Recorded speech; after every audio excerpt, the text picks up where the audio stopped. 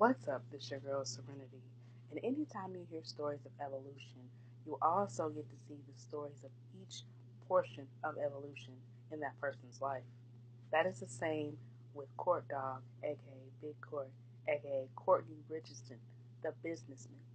We get to see his evolution from a hip hop artist to an actor and filmmaker to the businessman that he is now. In this interview, you'll get to see how he shows that there's no limits to what you can do with ambition and drive. Hailing from Kansas City, now in LA, check out this interview on Courtney Richardson. What's up, Kansas City? It's your girl Serenity. I'm here on the block on 42nd and Chestnut, and I'm here with something like a Kansas City legend. He is Courtney Richardson, aka Big Court, aka CourtDog. What's up? What's going on, world? How you? I'm good. Yeah. I was checking out some of your music earlier, and I was just like, you got the braids and all that back in the day. Yeah. That was just, that was the CourtDog. That was what it was back then in the 90s, going through the thug, that thug part of my life, so that, yeah, we all grow up. That's what's up. I came straight from KU, straight to this house over here. So my mother and my auntie, my entire family grew up on this block, actually. So they grew up, so I was like second generation. So this house has been in my family since probably the 50s. Wow. You know what I mean? So yeah, this is where it started, the faux block. This is where the dream started, So have you felt that you wanted this dream since you were staying here? Oh, hell yeah. I mean, it's funny because I used to want to be in the NBA, so I would literally practice on my dribbling. I was Allen Iverson before it was Allen Iverson. And as a kid, I would literally start at this corner and dribble through my legs each step.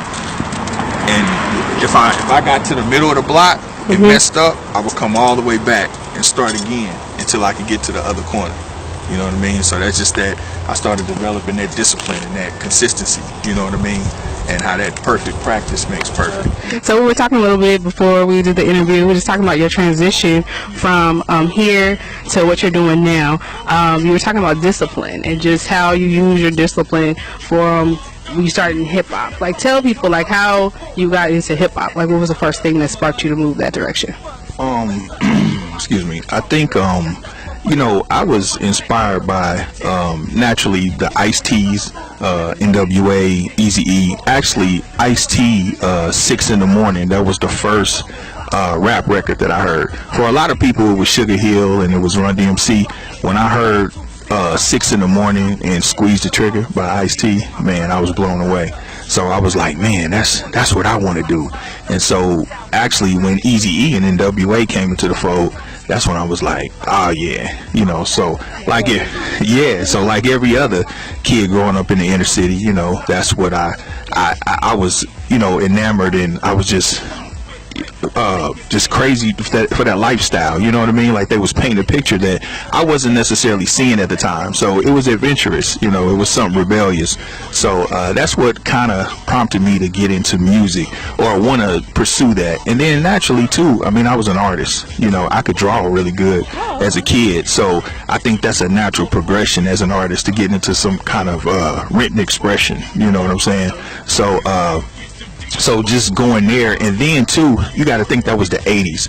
So as the 90s came around, we start seeing, I got to give it up to the guys before me, in the city that actually, because I mean, we had Vel Bacardi. He was like one of the first guys from the city that got a big major deal, which I think was with Def America or something like that, with Rick Rubin. And I remember seeing him on Yo MTV Raps, and that kind of, signified to me like, man, it could happen, you know what I'm saying? So I was like, wow, Vel Bacardi on Yo MTV Raps. And I mean, we still had Tech was even doing his thing back then, you know what I mean? So he was with the Nut House thing. And then also even close friends of mine, Money G, he had a group back then, Money G from Southside Posse. They made a tape called PICO, Partners in a Criminal Organization. And I remember being like, wow, and then they was like banging on wax before it was banging on wax, and these were guys that I knew. So that there inspired me to really say, damn, I could do this, you know. And so and then we had the others like Mass 187. We had Pure Dope, you know, and those cats I didn't even know. They were just older than me, but they were from the city, so they laid that foundation and made my generation, you know that, hey man, we could do it coming from Kansas City. So that's how it started, and it started here, right here in this house, you know what I mean? So I started with like having one radio in front of the other radio, and yeah, you know what I'm saying, and had the music playing from an instrumental and rapping it to the other one. But when you mess up, you had to stop and start all the way over, you know what I mean? Wasn't no punching in. So that was like 89, 90, 91. So what about the transition from making the move from the city? Like, what would you think people would say about you from Kansas City? Because I know you still come back here often, right, and you still got love for the town. Like, what would you say is some things that people would say about you as far as your connection to Kansas City? I mean, it depends on who you ask, and it depends on when they met me in my life, you know, because again, like I said, you have Courtney Richardson, you know, which from a kid to where CourtDog was formed, you know, as a teenager. So people that met me in my CourtDog years, you know, they only know me from music, from the thugging, from the hair, from the guns, and, you know, doing all the street stuff. Then I made the transition into Big Court, you know, which is the actor, the business guy. You know, he's the more polished, mature version. So it depends on who you ask, really. But all around, I mean, people will say I'm a solid guy. You know, that's why I'm able to come back to the city like I do. That's how come I'm able to wear my jewelry with no problem. I'm able to maneuver by myself. I'm able to, you know, my name's still good, you know, and people know that it's real. I'm solid and authentic, you know. Someone has a good name. Yeah, I don't know what scripture, my name good. Yeah, my name good. I don't owe nobody. I ain't stole from nobody, and I ain't told on nobody. So. Okay, that's what's up. So the transition, like, what prompted you to want to leave Kansas City and move out to LA? I think that was just evolution, just evolving and growing. You know, being exposed to different things. I frequented LA with other business ventures that I was doing, and just understanding that it was more opportunity. And actually, I kind of outgrew Kansas City. You know, I started to see, I started to see that, you know, it was just I'd done it here. It's limited here in terms of the entertainment world. So I had to go to where the game is being played. And so, you know, that's how I am. Like, I'm not one of those people that, you know, it's almost like a bully. You want to be around people that you know you can beat up. You know, I wanted to challenge myself. So I knew that if I could go to a bigger city and thrive and be successful, then, you know, I had to go to where the game is played. I wanted to go where the big dogs were. Limit thing started in 96. You know, we were on Down South Hustlers. Me and my partner Cisco, we had the group CCG.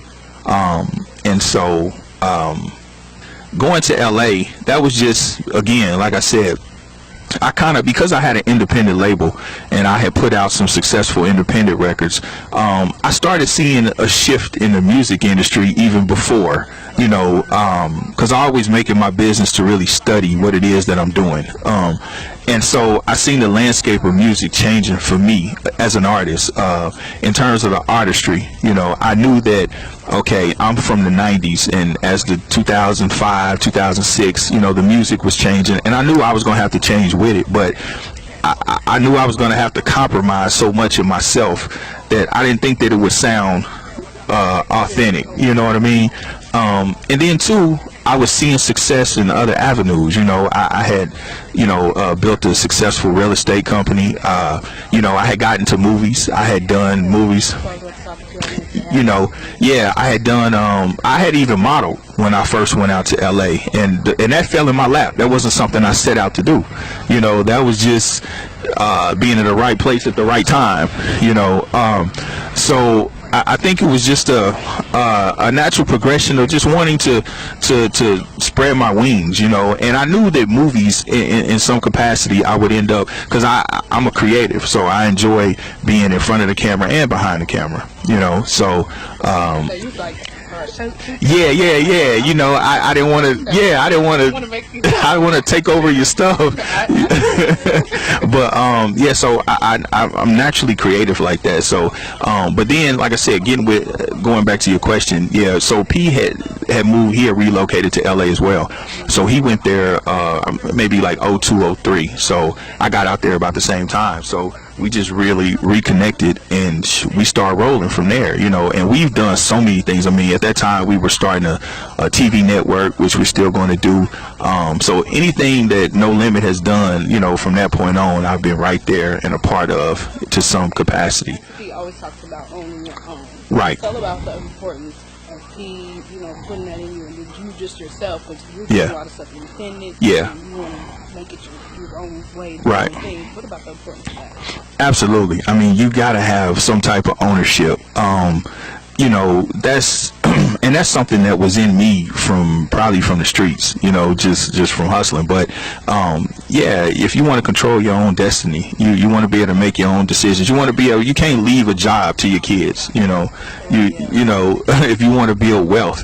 And that's the thing, like, I understand the difference between, you know, being well off, rich, and wealthy, you know, and a lot of times us as minorities, we aren't you know, we're not bred into understanding money and how to build money and build wealth in business. You know, we're kind of programmed to work and just get by, you know, or get an education and go work for someone and make them rich. But and understand what I'm saying with that. I'm not knocking education, because there's a place for that. That's something that no one can take from you. So education, it has its place, but it doesn't always equate to success. Because there's a difference between knowledge and applied knowledge. You know, so oftentimes I have people ask me, did I go to college? And I didn't. I graduated high school, but I'm not formally educated in anything that I've succeeded in, you know. So it's just yeah, well, talent and just perseverance. Yeah, just common sense and you know, keep trying. You know, like I always say, a winner ain't nothing but a loser that just kept trying, you know. So it's just failing and stuff and getting back up and you know, at some point mastering what it is you're trying to do. So, you know, in real estate and movies, the first movie I did, I mean, I spent over $100,000 of my own money, and it was a movie that I did called Young American Gangsters with me and Cat Williams. And I knew nothing about true story, I knew nothing about movie production. I had done movies as an actor, but I didn't know nothing about producing. But this is what I did. I faked it the whole time. So man, listen, I spent over $100,000. I had the whole camera crew, the lighting crew, everything working for me. So, and I was the lead in the movie too. So the director and the DP and all these people would come ask me, so what do you think we should do? What do you think? And I would be like, what do you think? And so they would say, give me the answer, and I say, yeah, that's what I was thinking.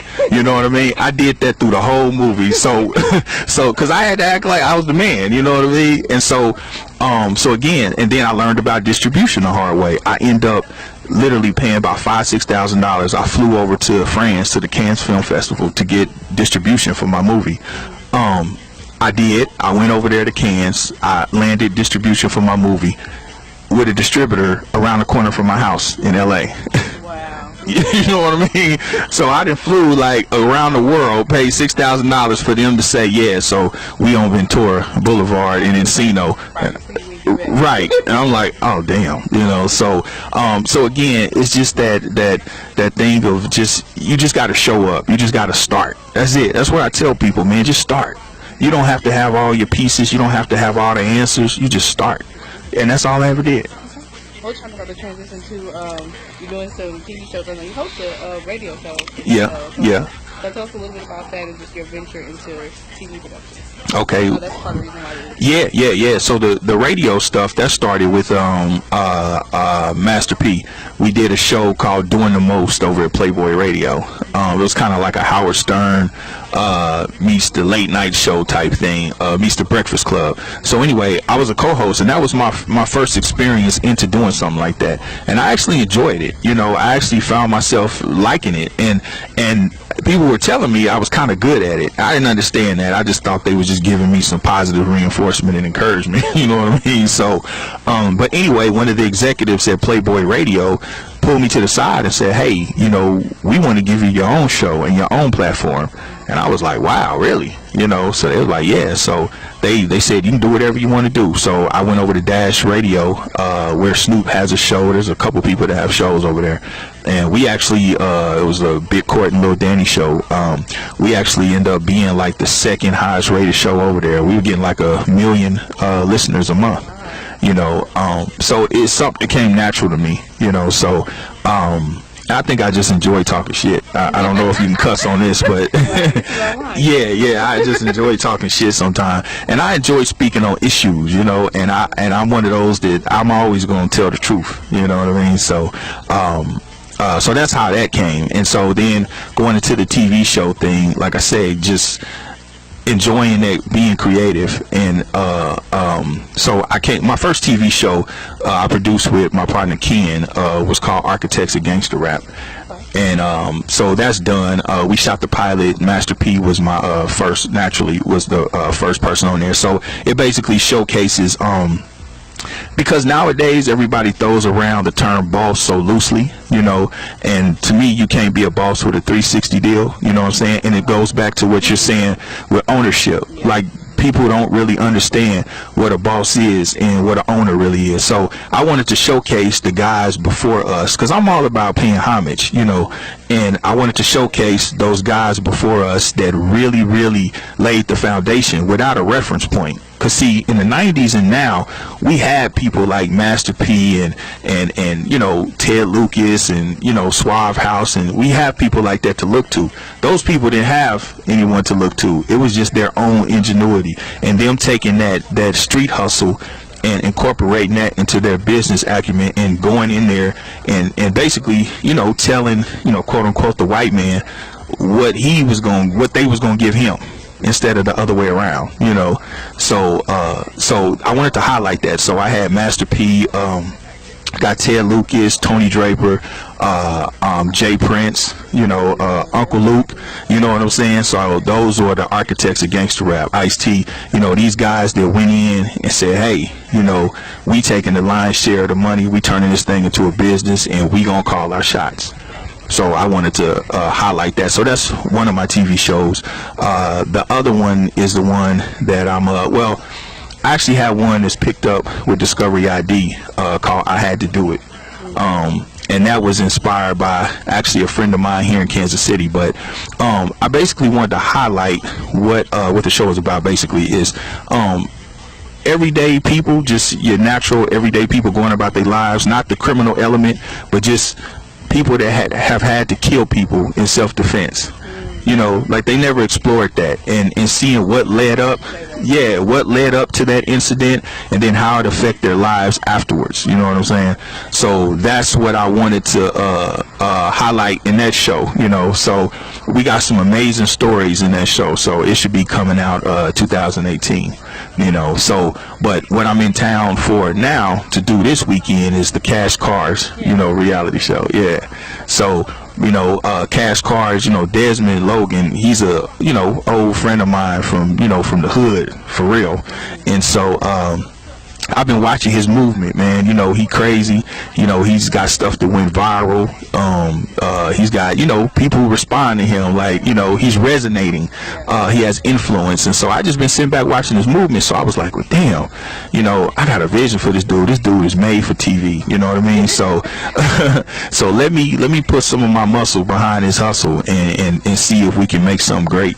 So I reached out to the homie and he was like, man, I'm down to do it. So I said, hey, you know, I got some connections, so you know I had the camera crews come to the town and we'll put it together and let's see what happened. You know, so we here shooting Saturday and Sunday, man, and hope we get a great, you know, pilot to go shop and go take in here and try to, you know, do something good for the town, do something good for him. He deserves it. He does a lot in the community. You know what I'm saying? Like he and I don't think he gets his just due for the positive things he do. So I'm just glad to be a part of it and be able to, you know, I commend him on trusting my vision with, you know, and trusting me with his brand, you know. So yeah, that's what we doing. So let's talk about you're here for the Cash Card show pilot. Yep. Then True Muscle Sports. Like, tell us about that. Right. What do you have going on after you check the show? Right. So with the True Muscle Sports, that was like going back to what you were saying about ownership. That actually came from P. Me and P was sitting in the airport one day, and like I said, people see my physique and they naturally always ask me, "What do you take? What do you take?" And so I would run off this laundry list of shit that I would tell them. And so P was like, "Man, you need to be telling them you taking something you own." And I was like, "Wow, yeah." So light bulb went off. So I was like, damn, he right, So actually, he helped me with it. He helped me incorporate the company. He gave me license to use the TRU because he owns that. And also, he helped me locate, the companies to get everything done and manufactured and all that. So, and actually, if you look at because I've sold quite a bit of them. I sell them online at TrueMuscleSports.com if y'all interested. If you look on it, it says Master Power at the top of it. That's his, his little brand in that arena. You know what I mean? So, pretty much everything we do mostly is together. That's good to have friends to do business with. Oh yeah. No matter what I do, the tank, No Limit, and it's funny, No Limit and Kansas City are always going to be in the backdrop somewhere, and it probably has nothing to do. I mean, whatever I do, P is a part of, even indirectly. So. Like I have a romantic comedy that I'm shooting that we're slated to start production here if the weather's not too bad in February, but it's set in Kansas City. And it starts in a starring Romeo, little Romeo Miller, and I got a couple other people attached to it, but it's a romantic comedy, and we're shooting it here in Kansas City. And so the same thing with that. I mean, that's my film company, but again, we're so connected that everything, even if we do stuff on our own, it still comes back to the No Limit pot. So that's what I have in the works. And then we also working on I Got the Hookup part 2. Yeah. So we actually got a casting call that I think we're doing next week. Like, it's like a nationwide casting call. So, y'all see me in that. And then we have King of the South, which is P's bio. That's a big movie though. That's coming out through I believe Lionsgate, but that's a big budget movie, so it's gonna be kind of like straight out of Compton. And then we just finished up Jump Out Boys, which is a action movie that I did with me and Omar Gooding, Jimmy Jean Louise, Jackie Long, and homie from The Wire. I'm sorry, his name slips my mind, but and he was cool too. But no, the one that played Weebay. Yeah, he played Weebay. I know him too. He's a cool cat. But anyway, so we just wrapped that not too long ago. So in 2018, man, I got a lot of stuff coming out. Yeah, great year. 2017 was a good year.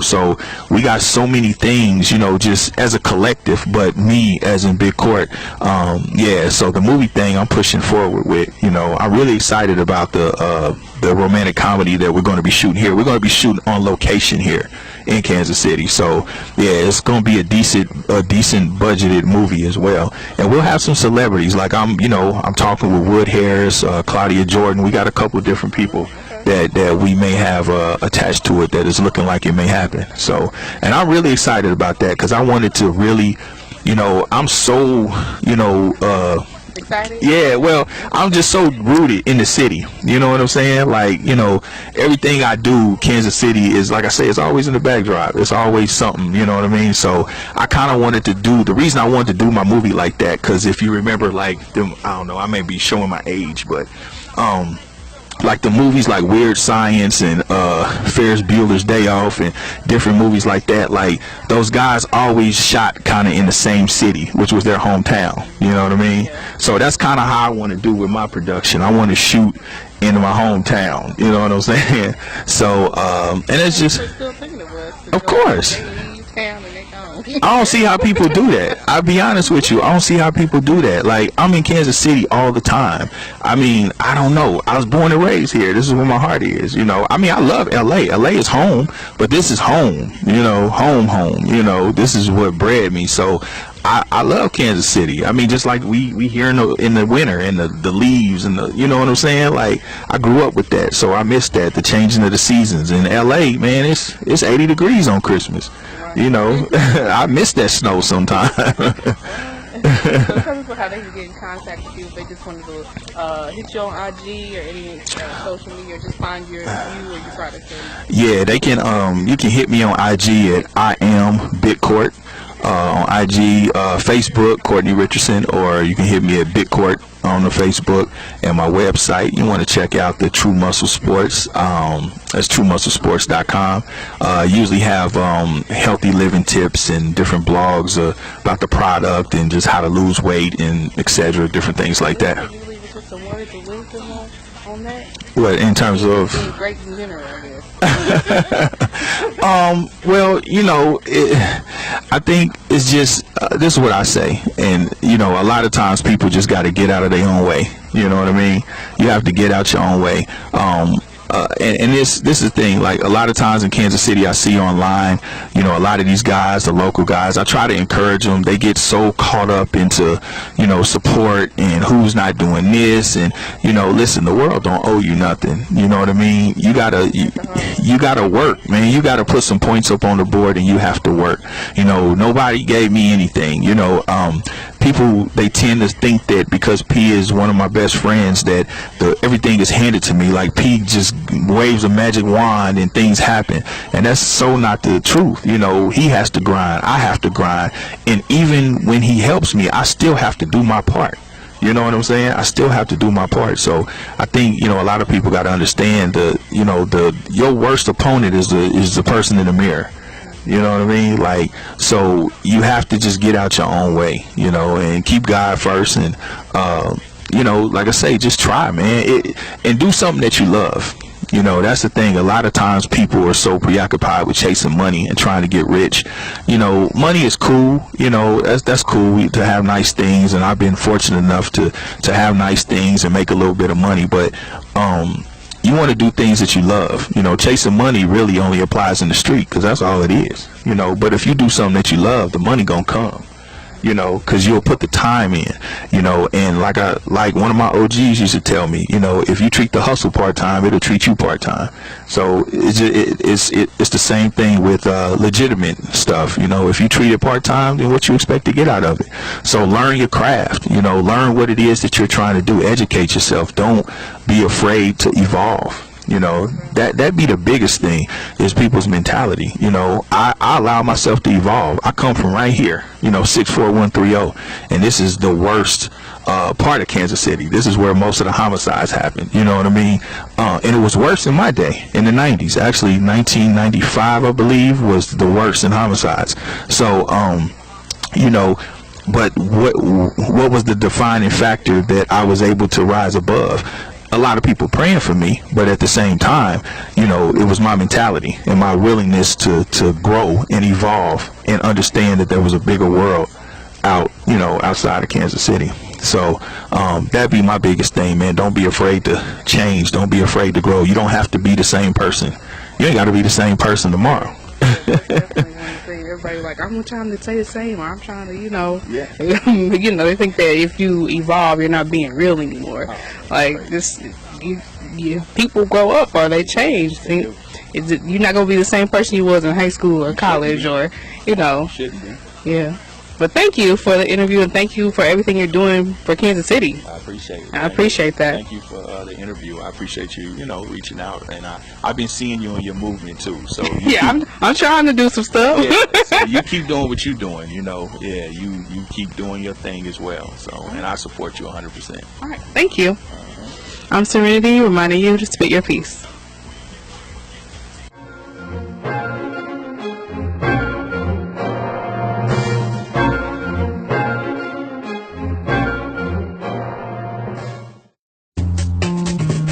This program is brought to you by Murphy Insurance, saving your money while saving you money.